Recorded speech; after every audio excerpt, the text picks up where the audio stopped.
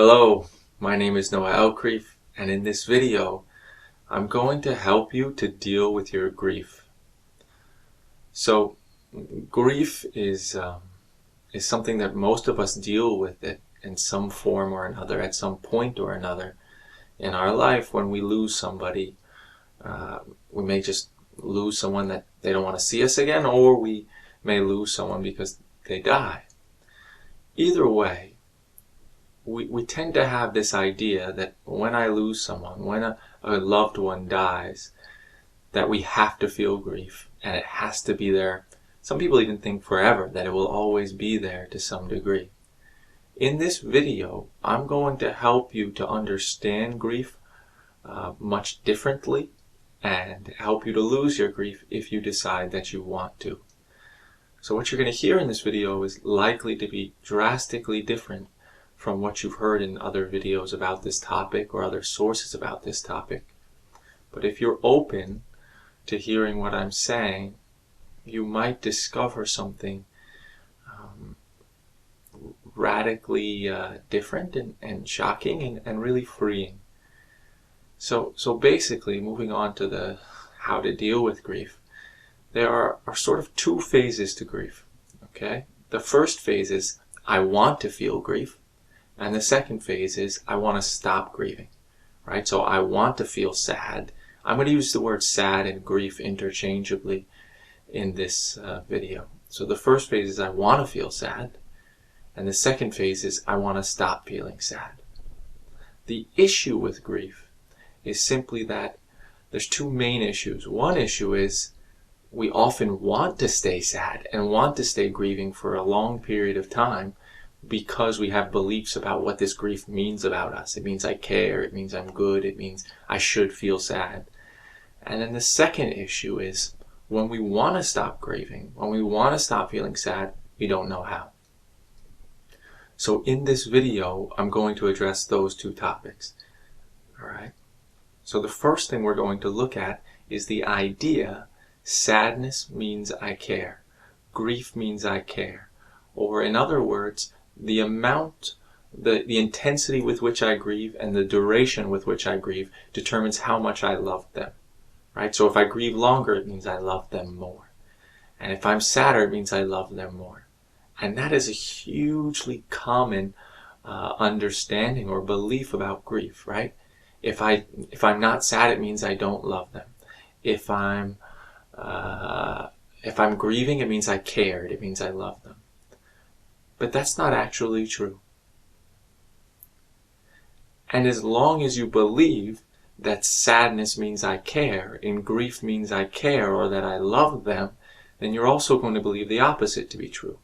If I am not sad, if I am happy when someone I love died, well then I'm a bad person, I am selfish, and we're going to feel guilty about it. So therefore, that belief, sadness means I care, grieving means I love them, that makes us actually want to stay suffering, makes us want to stay sad, and doesn't allow us to become happy again.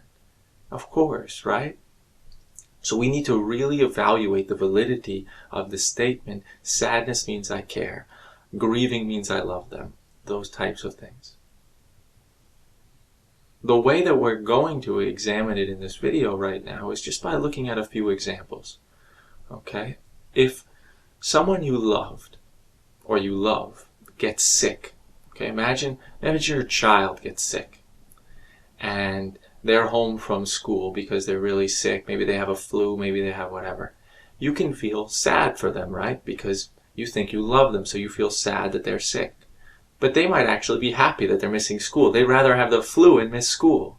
Or they'd rather have whatever it is they have and miss school. They're glad they get to be home all day, watching TV, playing video games, eating ice cream, whatever it is. So you can feel sad for them, even though they are happy. So if they're happy, does that mean they don't care about themselves? No.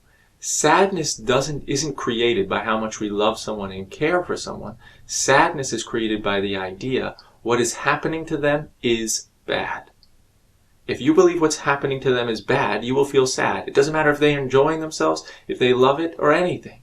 You feel sad when you believe the story what's happening to them is bad. Right? So, or if the opposite is true, like maybe they are going to school and maybe they get better. So let's say they're sick and then they get better, right? So the next day they're feeling so much better.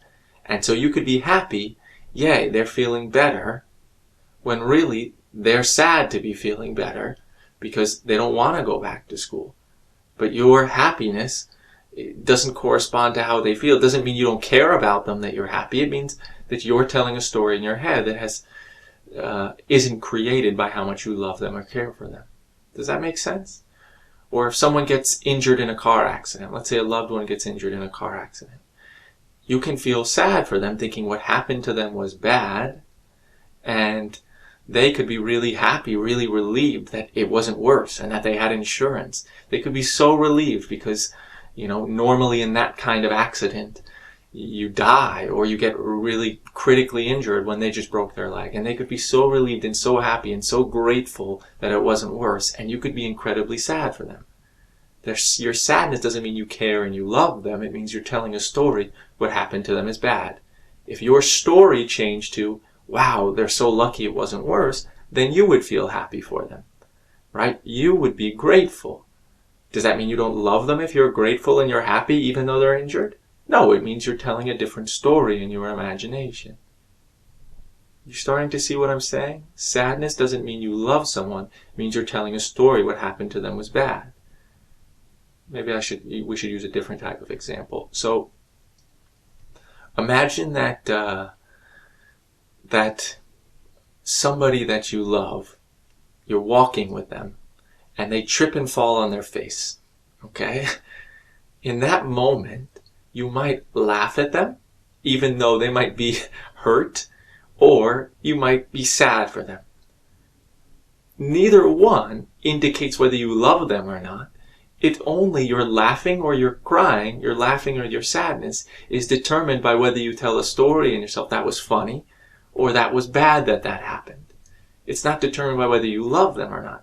The same goes, you could see a stranger and you could see them fall on their face and you can laugh, or you can be sad, right? You can be sad for the stranger and laugh at the person you love when they both fall in the exact same way. So clearly sadness, or the amount of sadness, or whether we have sadness, isn't created by how much we love and care for someone. It's only created by what story we're telling ourselves. So if sadness isn't created by how much we love and care for them, then that means it's just created by a belief. It is bad what happened to them. And that also means fundamentally, and rather importantly, that if we aren't sad, it doesn't mean we didn't care for them. It doesn't mean we don't love them.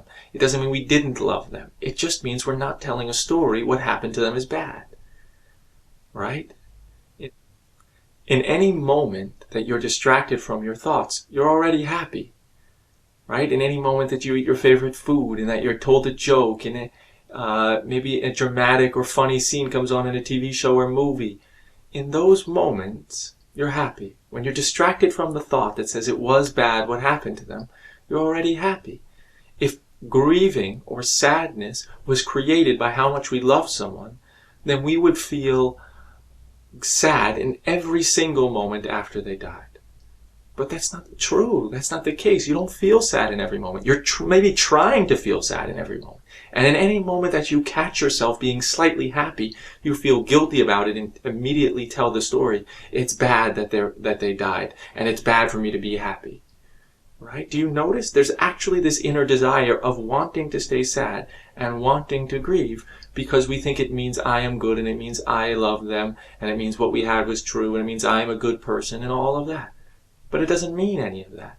It simply means you're telling a story. In any moment that no story pops up to say it's bad what happened, you're fine. So, is it selfish to be happy when someone dies? Sounds selfish. Sounds ridiculously selfish. But is it? What's the definition of selfish? Well, it's to benefit yourself while hurting somebody else. Are you hurting someone else by not telling the story? If they're dead, right? If they're no longer here, are you hurting them? Are you helping them by telling a story what happened to them was bad. What happened to them is bad for me. What happened to them is bad for others. It's so bad that they didn't get to live longer, or whatever. Is that helping them? Doesn't help anything at all. It's hurting you and not helping them. So if you didn't tell any story what happened to them is bad and not keep thinking about them in every moment, and then you're happy, are you hurting anyone by being happy? You can't hurt them. They're not here. Your happiness is not selfish. It's just the truth. It's just how we are, right? You have to create sadness. When a thought doesn't pop up to say it is bad, and then we believe that thought, right? We have to engage with two actions. A thought pops up and then believe it to create sadness. When those thoughts don't pop up, we're automatically fine, automatically happy. There's nothing wrong with that. There's nothing wrong with being happy when somebody dies. That's the truth. Maybe society says it's wrong to be happy, you should be sad and all that. But question that. Don't just believe what others say. But at the same time, let me be clear. It's fine to be sad too. There's nothing wrong with being sad. When someone dies, sometimes sadness just pours out of us, or grief, or compassion, or love, or whatever. And that's all fine. There's nothing wrong with it. Doesn't mean we're weak, misunderstanding, nothing. Let yourself feel sad if you want to feel sad. There's absolutely no problem with it whatsoever. But there comes a point when we have to recognize, because the sadness is created by just telling the same story in our head over and over and over again. There comes a point when we recognize, do I really want to be telling that story over and over again in my life? What is it helping? Who is it helping? It's not helping you, and it's not helping the person that died. So allow yourself to be happy. And if you can admit happiness doesn't mean you're selfish, it doesn't mean you didn't care, it doesn't mean you didn't love them, well then we can move on and say, well, how do I become happy? But you can only even ask the question, how do I become happy, if you're willing to acknowledge and discover and recognize that sadness doesn't mean you care, and happiness doesn't mean you're selfish. Now, if you see that you want to be happy, if you're ready to be happy, well then we can start to examine how to be happy. And in order to understand how to be happy after someone dies, we first have to understand what creates our sadness when someone dies. And that is simply 3 beliefs, which are more or less the same thing. And that is, what happened to them is bad for them, what happened to them is bad for others, and what happened to them is bad for me. Okay? So first let's look at that. And it may be hard to admit that actually when we're sad that someone dies, that we're really telling a story, it's so bad for me and my life that they died. But that's often a huge component for pretty much everyone that's ever come to me dealing with grief. So it's not that you're selfish, it's that's how everybody is. We care about our own happiness. So when someone dies that we thought made us happy and contributed to our life, well then we naturally get sad because we think it's bad for us. So first let's look at that. It is bad for me that they died. When we say it's bad for me that they died, or when we think it unconsciously, what we're really saying is it's bad for my happiness that they died. And in order to lose that belief and lose the sadness that comes with it, is we have to ask ourselves the question, am I sure that them dying is bad for my happiness in the long run? How could I possibly know that? And so in order to free yourself of that, you have to ask the question, can I think of any examples or reasons or possible effects that could come that I would like, good effects, now that they've died? And that may sound so selfish, but remember, selfish means you're hurting somebody else in order to make you happy. But you're not hurting anybody else here. Allow yourself to ask that question. It's simply a question. Could something good come out of it? Maybe now you have more free time to pursue your passions. Maybe you have, maybe you'll meet somebody else. Maybe you can spend more time on your career. Maybe this introduces you to something like what I teach about questioning your thoughts. And then all of a sudden you can start addressing your anxiety, your insecurities, and all that stuff you've never looked at. Maybe it provides you with more money, which helps you to be more free to do things that you like.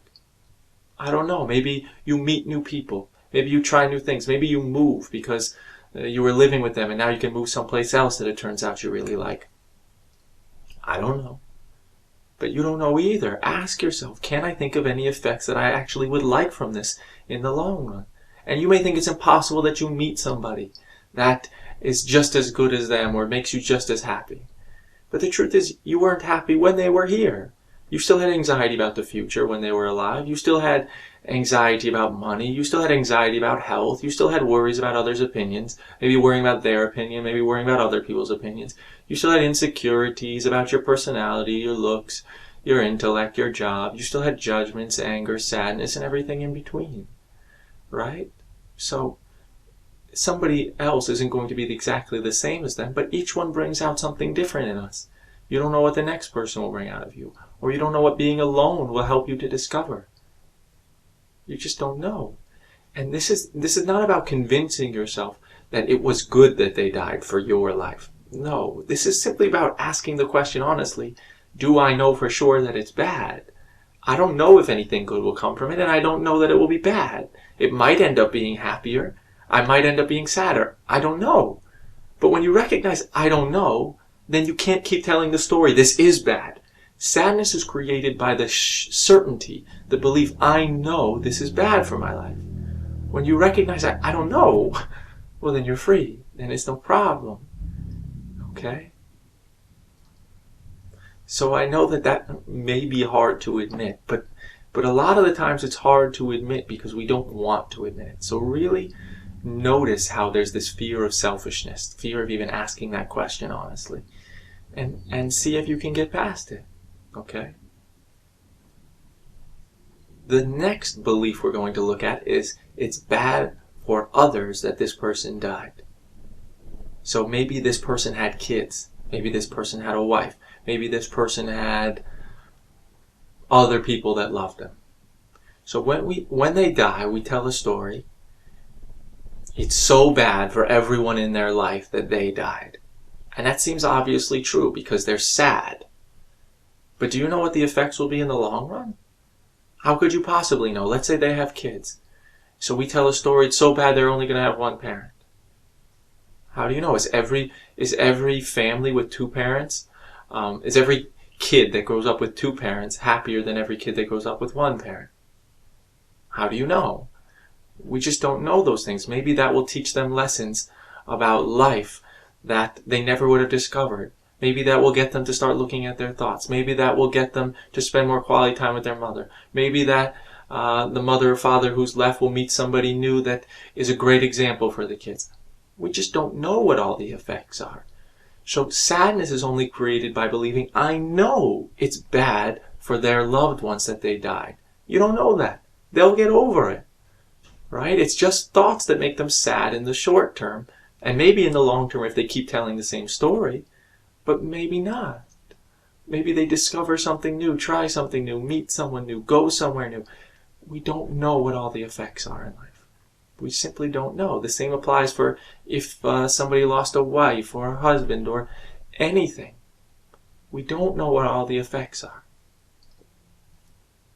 Or maybe you feel bad for a mother or father who lost a child. And you say it's so terrible, that's the worst thing that could happen to the mother or father. Yes, they'll be very, very sad and very, very upset for who knows how long. But do you know what all the effects are? Do you know that won't lead them to more freedom, more discovery, more... And I know this sounds so selfish. I know this sounds terrible, right? That's the first thing that when I say that, could something good happen from a kid dying? We think, that is so terrible. But stop. Is it actually terrible? Is it hurting anybody? It's allowing you to be free and happy. If you're sad, if you're upset, you're going to be much less enjoyable to be around, much more freeing to be around, which means the people around you are going to suffer, which means your kids are going to suffer, which means everyone's going to suffer from you suffering and being sad. It's not selfish to be happy, it's more unselfish to be happy. Right? It doesn't hurt anyone. You telling yourself a story how bad an event is for others or yourself just creates suffering for you and for those around you. It doesn't help anything. Okay, so once again, maybe you feel bad for someone who lost their kids and you're grieving. do you know that that's bad for the future, for in every way for their life? You don't know what will come of it. Maybe they'll end up happier. You have no idea. Maybe that will get them to have another kid, which they give even more love and attention to, because that taught them a lesson. That they could lose them at any time. I don't know. You don't either. So the third belief we're going to look at is it's bad for the person that died that they died. Okay? And there's different stories that usually go along with this, but it's something like, they shouldn't have died, they were a good person. Or they died so young, they missed out on so much in life. Or it's just bad that they died. But we need to investigate those ideas. Whatever story, you need to identify what story you're telling and then question its validity. Okay, so they did good. They were a good person, so they shouldn't have died. Is that the way life works? No.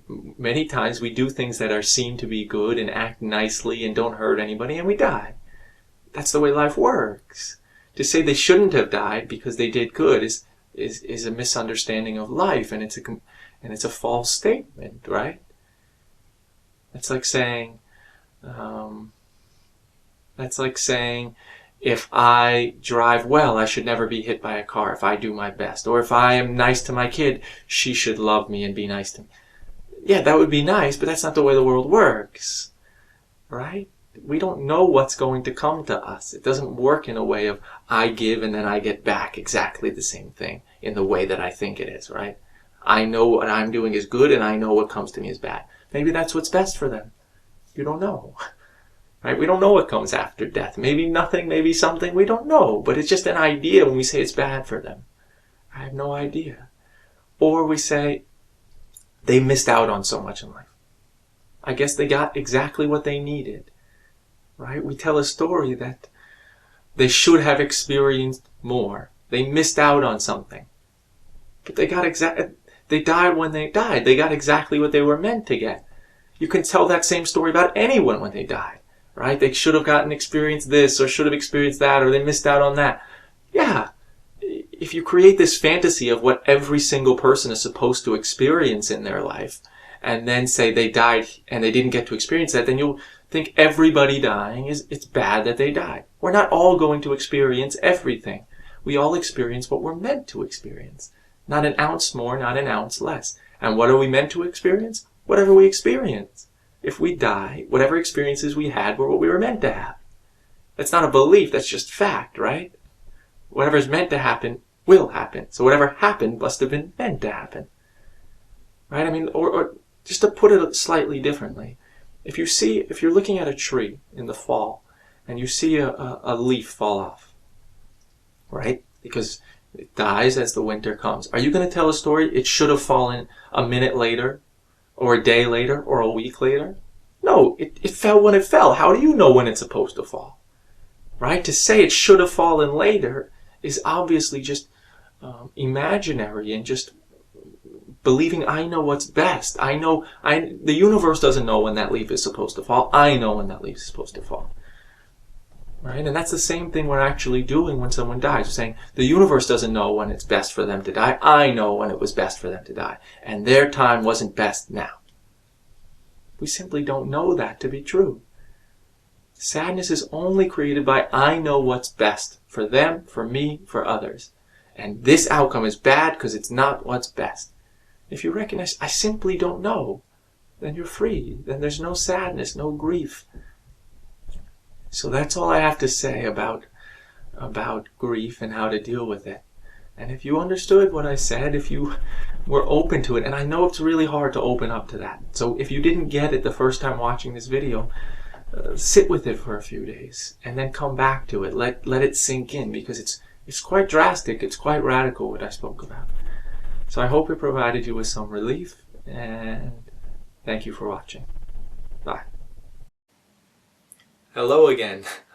If you found my video helpful or you enjoyed it, I welcome you to click on one of the videos below, as you might find them helpful as well. Or, if you want to make sure you never miss another video of mine again, you can click the subscribe button over there. And if you want my free ebook, you're welcome to click the free ebook button over there. So thanks again for watching, and I'll see you around. Bye.